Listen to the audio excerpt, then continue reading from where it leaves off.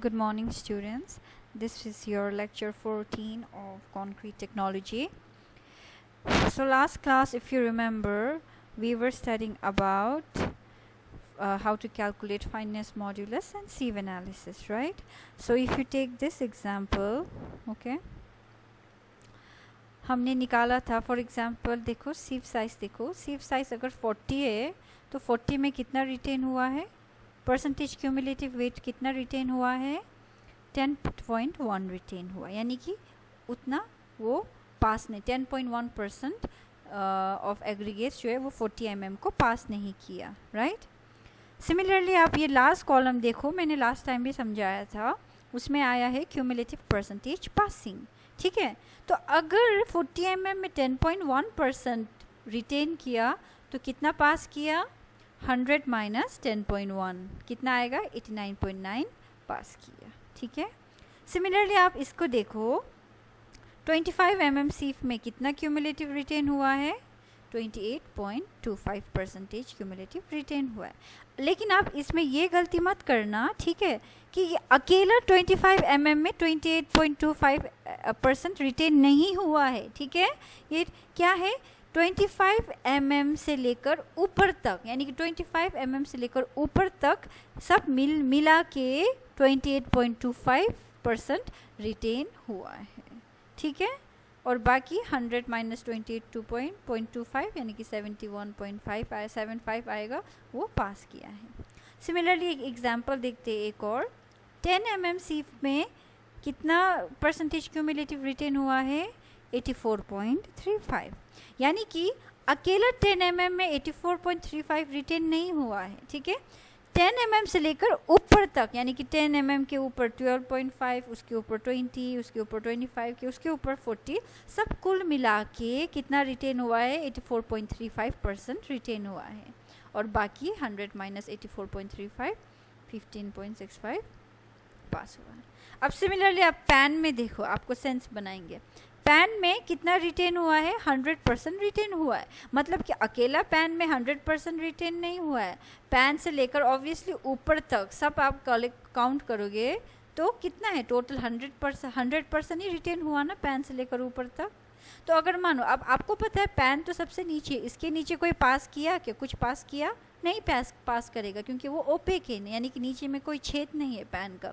तो ऑब्वियसली अगर 100% रिटेन हुआ तो पास कितना होगा, 100 माइनस 100 0, यानी कि पासिंग होने का चांस ही नहीं है ना उसमें। तो वही आपको ये समझना है। अभी के लिए आप क्या समझना है, सीफ साइज आपको पता है और ये लास्ट क्यूमुलेटिव परसेंटेज पासिंग, ये कैसे आया मैंने आपको समझा दिया है। अब आपको इन दोनों वर्ड्स को अच्छे से समझना है, ठीक है, क्योंकि अब हम पढ़ेंगे अबाउट स्टैंडर्ड ग्रेडिंग कर्व और it's also called particle distribution curve. अब ये कर्व क्या है, ये कर्व हम इसको बोलते हैं, it is a curve that is plotted in which your IS sieve size, ठीक है, IS sieve size is plotted on x-axis, okay, plotted on, let me write, your IS sieve size is plotted on x-axis and your percentage passing is plotted on y-axis, यानी कि it is a graph between सिफ size, ठीक है, जो x axis में है, and ये last दिख रहा है cumulative percentage passing on Y side. तो वो इन दोनों के बीच में जो कर्व हम प्लॉट करेंगे हम उसको बोलते हैं पार्टिकल डिस्ट्रीब्यूशन कर्व और स्टैंडर्ड ग्रेडिंग कर्व। अभी आपने जो मैंने आपको यहाँ दिखाया है, ठीक है, it is a McIntosh and Erntroy type grading curve for 20 mm। आपको यहाँ नहीं दिख रहा होगा क्योंकि मेरा ये स्क्रीन पूरा नहीं दिखाता, मैं आपको यहाँ से दिखाती हूँ। मैंने क्या कर दिया, वेट,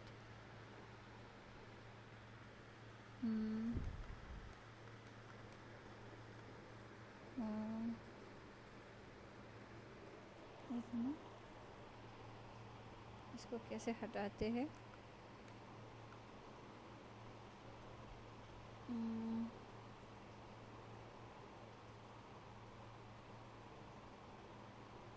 एक मिनट, मैं इसको बंद करके फिर से खोल दूँगी, ठीक है।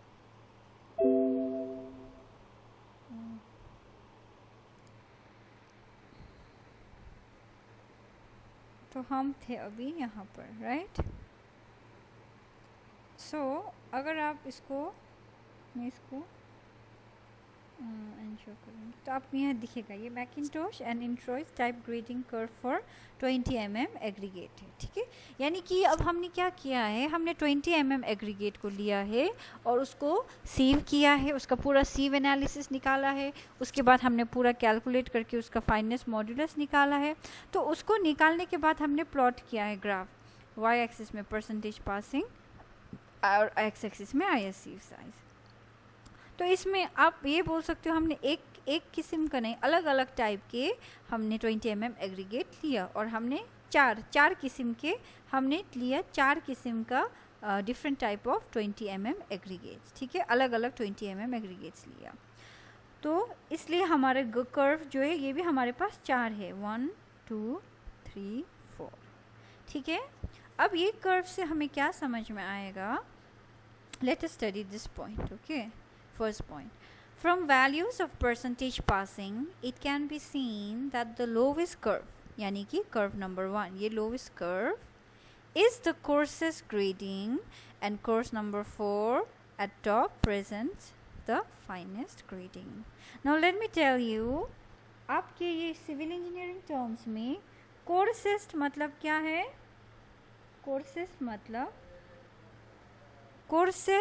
मतलब large, बड़ा, it means large, okay, it means large, what large, LARGE, ठीक है। और finest मतलब smallest, finest मतलब क्या है, smallest, okay।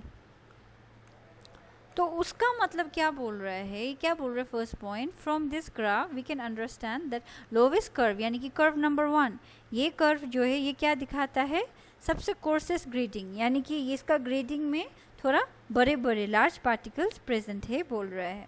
और course curve number 4 at the same time represents finest grading, यानी कि कर्व नंबर 4 कौन सा है, 1 2 3 4, ये रिप्रेजेंट करता है थोड़ा फाइनर ग्रेडिंग, यानी कि इस एग्रीगेट्स दोनों although both of them are 20 mm aggregate का grading, but ये curve number 4 ये दिखाता है कि उसमें थोड़ा small size of aggregates present है, ठीक है। तो ये कैसे दिखाते, मैं आपको explain करूँगी ऐसा क्यों है। आप example low, let us take an example of 10, ये curve number 1 देखते, ठीक है। curve number 1 देखो, उसकी 10 mm sieve size देखो, उसकी 10 mm sieve size में कितना पास हुआ है, देखो 10 mm sieve size में कितना पास हुआ है, ये कर्व देखो, कर्व नंबर 1 ऑलमोस्ट अप्रोक्सीमेटली 40% पास हुआ है ना। मतलब कि 10 mm sieve में कर्व नंबर 1 में, curve number 1 type of aggregate में 40% sieve 40% एग्रीगेट पास हुआ है। तो कितना रिटेन हुआ फिर 10 mm, अगर 10 mm में 40% पास किया तो कितना रिटेन किया, कितना पास नहीं हुआ, ऑलमोस्ट 60% पास नहीं हुआ। और पास क्यों नहीं हुआ, क्योंकि ऑब्वियसली उसका साइज ऑफ एग्रीगेट 10 mm से बड़ा था, है ना, यानी कि 60% ऑफ एग्रीगेट्स का साइज 10 mm से बड़ा था, ठीक है। मैंने कर्व 1 के लिए दिखा। अब हम जाते हैं, चलो कर्व 4 देखते हैं, कर्व 4 को भी 10 mm में देखते, चलो कर्व 4 का 10 mm में देखते हैं, 10 mm कर्व 4 में जाते हैं, ये आपको दिख रहा है कर्व 4। अब देखो 10 mm में कर्व 4 का कितना पास हुआ, यानी कि लेट अस सी ऑलमोस्ट 75% पास हुआ, मतलब कि 75% पास हुआ, तो 10 mm में कितना रिटेन हुआ, ऑलमोस्ट 25% रिटेन हुआ ना।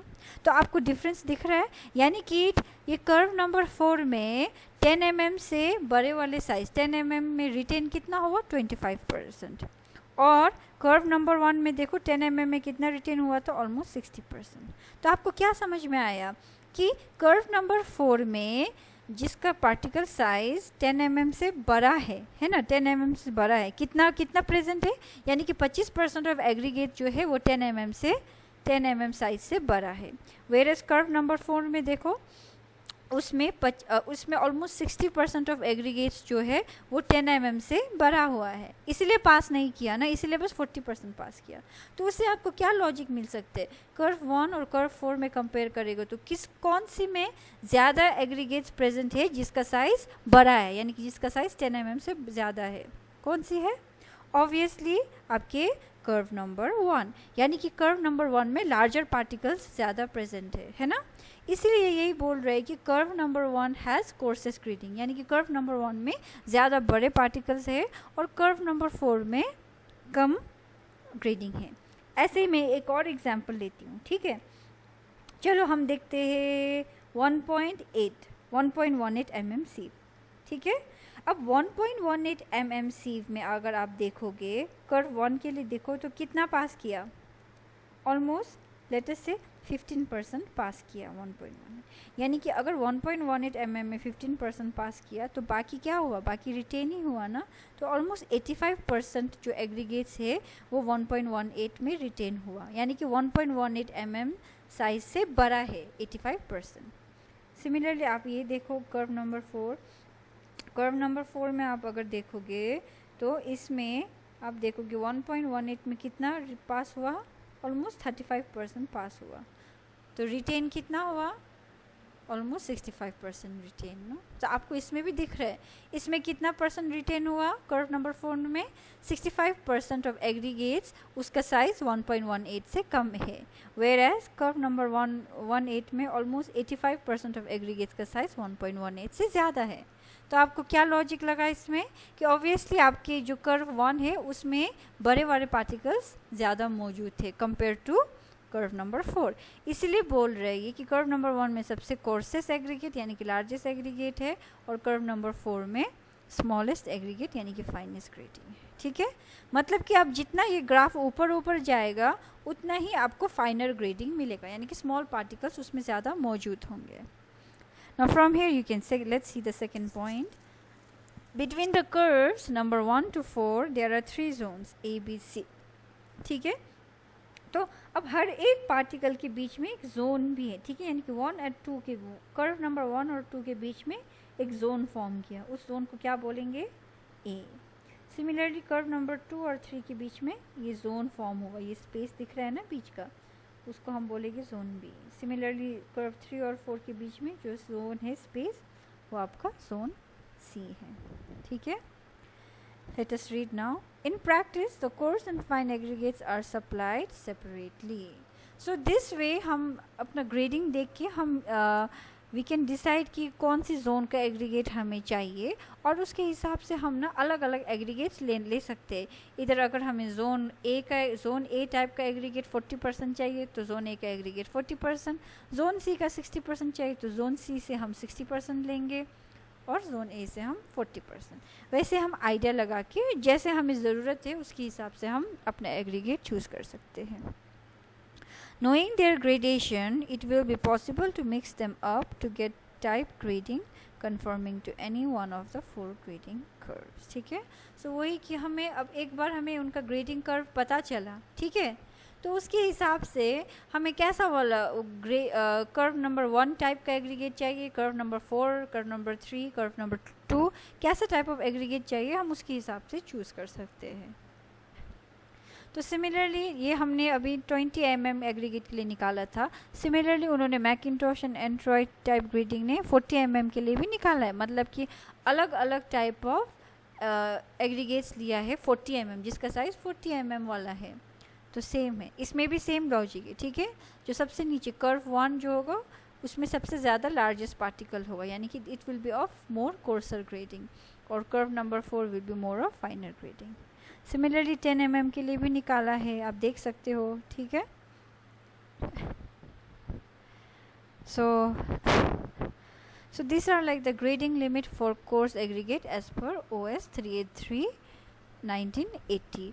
आप देख सकते हो ये सब, ठीक है, कि अगर percentage passing of single size aggregate of nominal size, ठीक है, अगर एग्रीगेट का साइज सिंगल साइज, ये क्या लिख रहा है, percentage passing for single size aggregates, यानी कि अगर एग्रीगेट्स का साइज सेम है, single size mean same size है, तो उनका ग्रेडिंग कैसे होनी चाहिए, ठीक है। यानी कि अगर आपने 63 mm एग्रीगेट्स लिया तो उसकी ग्रेडिंग का परसेंटेज पासिंग कैसे होनी चाहिए, एक आइडिया। यानी कि 80 mm में तो 100% पास करनी चाहिए। 63 mm सीफ से 85 to 100% पास करनी चाहिए। 40 mm IS सीफ से ऑलमोस्ट 0 to 30% पास करनी चाहिए।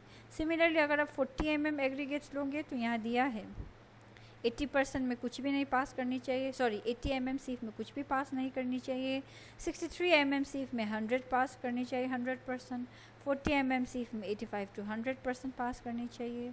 तो ऐसे ही उन्होंने ग्रेडेशन लिमिट दिया है। ये इसलिए दिया है ताकि हम कोई भी एग्रीगेट का साइज़ लेंगे और जब उसका सीव एनालिसिस निकालेंगे तो इसको मैच करनी चाहिए। It should match to almost this kind of, उनका ग्रेडिंग जो है इसके ऑलमोस्ट सिमिलर आनी चाहिए। सिमिलरली यहाँ पर percentage passing for graded aggregate in nominal size दिया है, ठीक है। यानी कि ये जो है ये आपको दिख रहा है यहाँ से यहाँ तक, ये पहला वाला ये सिंगल साइज एग्रीगेट के लिए। लेकिन अगर आप वेल ग्रेडेड एग्रीगेट लेंगे यानी कि जिसमें 40 mm सिर्फ अकेला साइज़ नहीं होगा, उसमें छोटे बड़े सब साइज़ होंगे, लेकिन नॉमिनल साइज़ जो है वो 40 mm अगर आप लेंगे लेकिन वो वेल ग्रेडेड है तो उसमें परसेंटेज पासिंग कैसे होनी चाहिए ये इन्होंने दिया है। तो उसके हिसाब से हम अपना एग्रीगेट का सीव साइज़ निकाल के देखेंगे, परसेंटेज पासिंग निकालेंगे, फिर मैच करेंगे कि हमारा मैच करते हैं कि नहीं। तो जनरली ये मैच करनी चाहिए, ठीक है। सो सिमिलरली उन्होंने grading limits for fine sand भी निकाला है, ठीक है। Okay, so here you can see ये इन्होंने similarly grading limits for fine sand भी निकाला, यानी कि सैंड के लिए निकाला है, ठीक है। तो आपको याद करनी चाहिए सैंड में हमेशा 4 जोन होता है, ठीक है। ये जोन 1, ये जोन 2, ये आपका जोन 3, ये कट गया है नीचे मैंने लिखा है वैसे, और ये जोन 4 है, sorry this is zone 2, okay, और ये जोन 3 है और वो जोन 4 है, ठीक है। तो यहाँ पर उन्होंने ग्रेडेशन लिमिट भी था, यहाँ परसेंटेज पासिंग है, यहाँ IS सीफ साइज है। तो जोन 1 मतलब जो ग्रेडिंग आपका ग्रेडिंग का परसेंटेज आएगा, परसेंटेज पासिंग इनके बीच में ही आनी चाहिए। जोन 2 बोला तो ये आपका परसेंटेज पासिंग इसके बीच में आनी चाहिए। अगर इस जोन 3 बोले तो इसके बीच में आनी चाहिए, और जोन 4 बोले तो इनके बीच में आनी चाहिए। वो मैं दिखाऊंगी कैसे, ठीक है।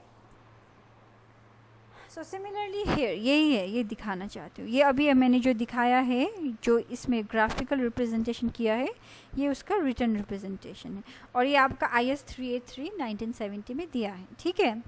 ये आपके अलग अलग सीव साइज़ है, 10 mm, 4.75 mm, 2.36, और ये आपका ग्रेडिंग जोन ऑफ सैंड है। Please read this, grading limits for fine aggregates. अगर आप बोलते हो कि आपके एग्रीगेट आपके सैंड जो है वो ग्रेडिंग जोन 1 का टाइप है, ठीक है, अगर वो जोन 1 का टाइप है तो उसमें जो आपका सैंड जो होगा वो 10 mm से तो 100% पास करनी चाहिए, 4.75 mm से 90 to 100 के बीच में पास होनी चाहिए, ठीक है, 2.36 mm से 60 to 95% के बीच में पास करनी चाहिए। अगर जोन 2 है तो 75 और 100 के बीच में होगा, जोन 3 है तो 85 to 100, जोन 4 है तो 95 to 100% पास होना चाहिए। सिमिलरली 1.18 mm सीव से जोन 1 है तो 30 to 70% पास करनी चाहिए, जोन 2 है तो 55 to 90% पास, जोन 3 है तो 75 to 100, और जोन 4 है तो 90 to 100% पास करनी चाहिए, ठीक है। तो इसके हिसाब से हम देखेंगे कि कौन सी जोन में आता है हमारा, तो उसके हिसाब से हम डिसाइड करेंगे। Similarly grading limits for all in aggregates पे है। ऑल इन एग्रीगेट्स यानी कि ऑल एग्रीगेट्स जब हम उसको पूरा मिक्स करते हैं तो उसका ग्रेडिंग साइज़ कैसे होनी चाहिए। अगर वो percentage by weight passing 40 mm nominal size है, अगर आप 40 mm नॉमिनल साइज़ ले रहे हैं तो उसकी परसेंटेज पासिंग ऐसी होनी चाहिए, यानी कि 85 mm में 100% पास होनी चाहिए, 45 mm सीव से 95 to 100%, 20 mm से 45 to 75 लाइकवाइज। सिमिलरली अगर 20 mm नॉमिनल साइज़ है तो 80 mm से कुछ भी पास नहीं होनी चाहिए, 40 mm से 100% पास होनी चाहिए, 20 mm में 95 to 100 पास होनी चाहिए, 4.75 में 30 to 50% पास होनी चाहिए। मैं आपको दिखाऊंगी ना, लाइक सी, आपको कैसा पता चलेगा कि आपके एग्रीगेट कौन सी जोन में है, ठीक है। Let us take an example of, आपने एक सैंड लिया, ठीक है, एक सैंड लिया, आपने उसका सीव एनालिसिस कर लिया और आपने उसका परसेंटेज पासिंग निकाला, ठीक है, यानी कि 2 निकाला, ISC और परसेंटेज पासिंग निकाला, जैसे हमने निकाला था फाइनेंस मॉड्यूलस। अब हम कंपेयर करेंगे वो कौन सी जोन में है, ठीक है। अब देखिए 10 mm सीफ में 100% पास हुआ है, 10 mm में 100, तो ये सब जोन में आएगा, राइट, सब जोन में आया है। और let me just right it here.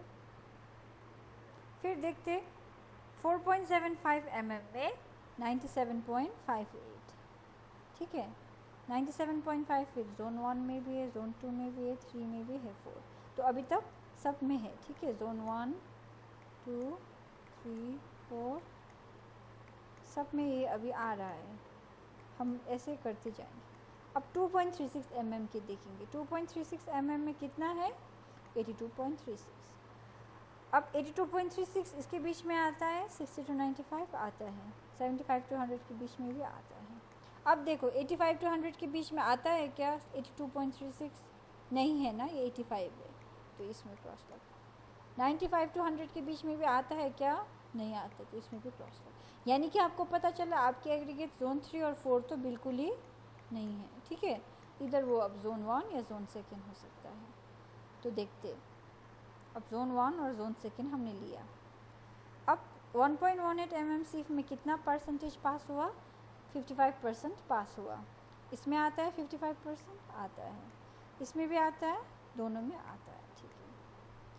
अब देखते हैं 600 माइक्रोन, 600 माइक्रोन में 40.56 पास हुआ। 40.56 इसके बीच में आता है, 15 to 34 नहीं आता। जोन 2 के बीच में आता है, 35 to 89 आता है, यानी कि वो जोन 1 भी नहीं है, ठीक है। अब आप जोन 1 भी नहीं है और जोन 2 भी नहीं है।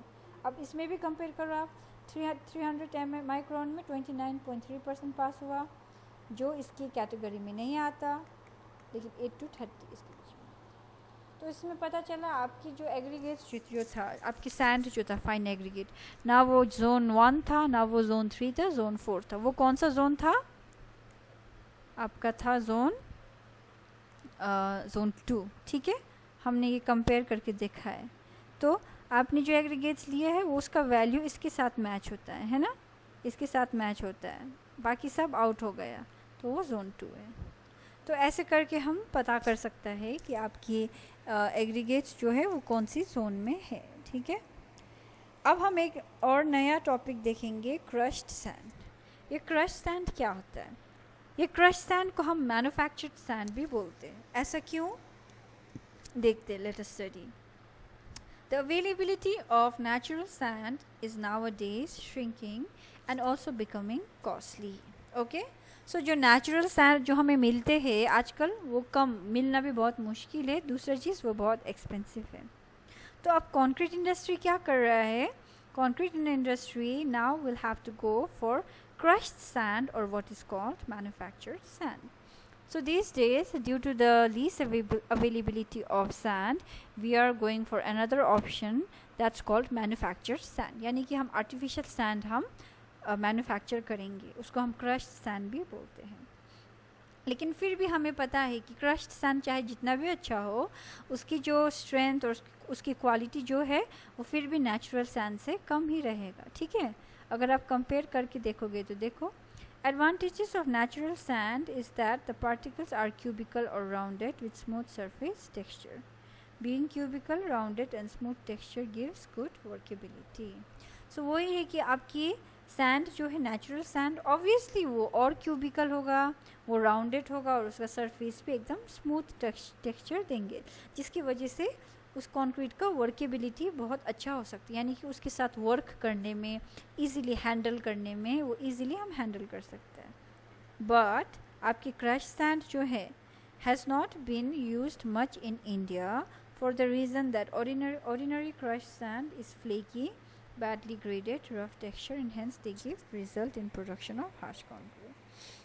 बट क्या है कि क्रश सैंड जो है वो कंपैरेटिवली अच्छा नहीं है, इसीलिए हम इंडिया में कम यूज़ करते हैं, क्योंकि उसकी एग्रीगेट्स जो है वो फ्लेकी शेप होता है, प्रॉपर ग्रेडेशन नहीं होता है और टेक्सचर भी बहुत रफ होता है, ठीक है। लेकिन नाउ अब क्या कर रहा है, बिकॉज अब क्रश सैंड अच्छा नहीं है, लेकिन आजकल अब जो मैन्युफैक्चरिंग यूनिट है वो और ज़्यादा काम कर रहे हैं कि अच्छे क्रश सैंड, यानी कि क्रश सैंड का क्वालिटी भी एकदम नेचुरल सैंड की जैसे बनाने में एकदम अभी लगा जा रहा है सब उसमें, मतलब they are trying to make it like if you read this point, old methods of manufacturing ordinary crushed sand have been replaced by modern crushers, ठीक है, यानी कि अब modern crushers लाया है specially designed for producing cubical comparatively smooth texture well graded sand and good enough to replace natural sand, ठीक है। अब with coming generation with new technology now like the old methods of manufacturing crushed sand has been replaced by new machineries, new modern machines to produce better smooth texture well graded crushed sand which is even better than natural sand, ठीक है। So let us see this point, requirement of good aggregate. Now whom do you call a good aggregate, किसको आप good aggregate बोलते हैं? Let us see the points. It should be free from any kind of organic material. So obviously आपके aggregate जो है उसमें organic material जो है, ठीक है, उसमें नहीं होनी चाहिए कोई भी animals का dead animals का bones या फिर कुछ भी organic material से उसके साथ mix नहीं होनी चाहिए, एकदम pure होनी चाहिए। Aggregate should be strong and durable, वो तो obviously है, strong भी होनी चाहिए और टिकाऊ, आप लोग टिकाऊ बोलते हैं ना, ड्यूरेबल मतलब टिकाऊ भी होनी चाहिए। It should B hard and inert, hard आपको समझ आता है, इनर्ट मतलब it should not react with cement, कोई भी चीज़ कोई भी केमिकल के साथ रिएक्ट नहीं करनी चाहिए, it should be like how to say neutral, so that is what's meant by inert.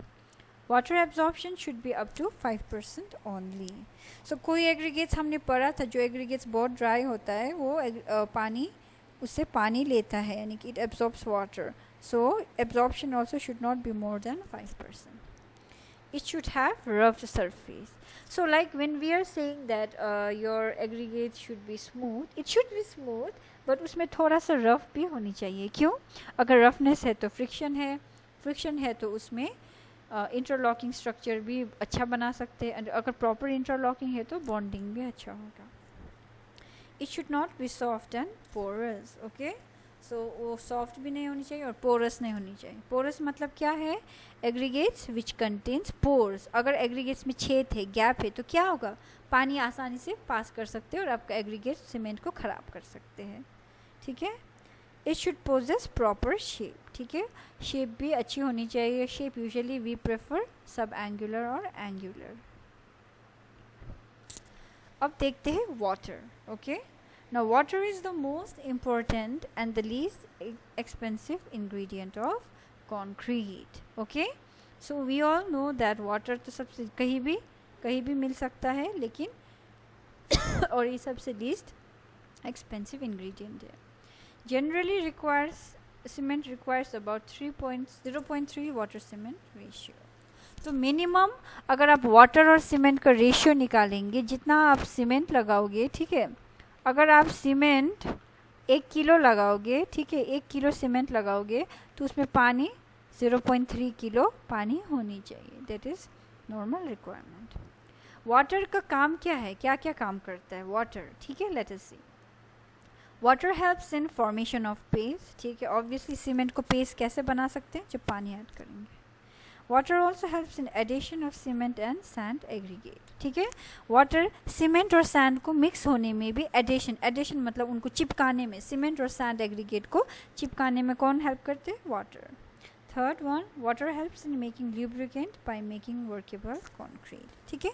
अब कॉन्क्रीट को वर्केबिलिटी कौन देता है? कॉन्क्रीट को वर्केबल कौन बनाता है? यानी कि कॉन्क्रीट में वो कंसिस्टेंसी जो है, कॉन्क्रीट को फ्लो, अब जैसे अगर आप सीमेंट, एग्रीगेट, वाटर, सैंड को अलग से रखोगे तो क्या वो फ्लो करेगा? क्या उसमें लिक्विड वाला प्रॉपर्टी आएगा? क्या नहीं आते ना।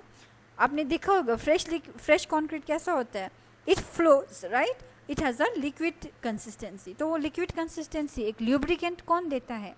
ऑब्वियसली पानी बनाते हैं, ठीक है। So let us see the quality of water. Now when we say that water is inexpensive, expensive नहीं है, चीप है, तो इसका मतलब ये नहीं कि हम कोई भी वाटर यूज़ करें। हम जो वाटर यूज़ करनी चाहिए it should be very good, it should be like portable water. Point 1 देखो, portable water is suitable for making concrete. Portable water मतलब जो ड्रिंकिंग वाटर होता है, जो पानी हम पी सकता है वही पानी हम यूज़ करनी चाहिए कंक्रीट बनाने के लिए। Similarly it should B free from impurities like oil, acids and alkalis, ठीक है। उसमें कोई इम्प्योरिटीज़ नहीं होनी चाहिए, ऑयल, एसिड, एल्कलीज, सॉल्ट या कोई भी एनिमल का, डेड एनिमल्स का प्रेजेंस।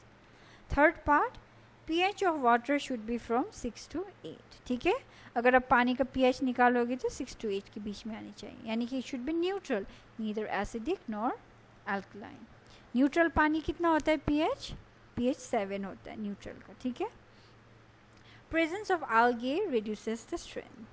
अगर आप अगर आप रिवर साइड में गए हो, नदी में, तो आपने देखा होगा कि पत्थरों में एक हरा हरा सा लगा होता है, एक हरा कलर का कुछ एकदम वो क्या बोलते हैं, स्लिपरी होते हैं, उसमें फिसल जाते हैं पेड़ लगे तो उसको हम बोलते हैं एल्गे, ठीक है, एल्गे उसको बोलते हैं। तो पानी में जो एल्गे होता है वो प्रेजेंट नहीं होनी चाहिए, वो स्ट्रेंथ रिड्यूस करता है। सी वाटर इंक्रीजेस करोशन, और सी वाटर भी हम यूज़ नहीं करनी चाहिए क्योंकि उसमें बहुत सारे केमिकल्स होता है, सॉल्ट होता है, जिसकी वजह से कोरोड कर सकते हैं, ठीक है, corrosion. Water should be checked for setting time 7 and 28 days strength, ठीक है। तो पानी को चेक भी करनी चाहिए सेटिंग टाइम करते समय कि अच्छे पानी है, प्रॉपर सेट हो रहा है कि नहीं, ठीक है।